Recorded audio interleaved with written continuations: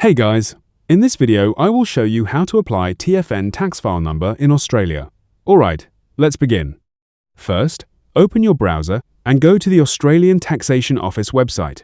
Then click on Individuals and Families, select Tax File Number and choose Apply for a TFN.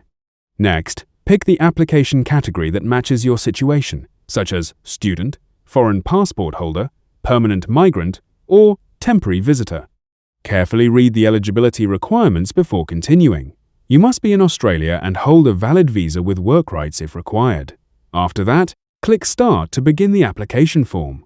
Complete all sections, including identification, address, and contact information. Enter your correct address because your TFN will be mailed there. Review all information carefully, submit the application, and wait for processing. Your TFN usually arrives within 10 days. So that's basically how you can apply TFN tax file number in Australia. Thanks.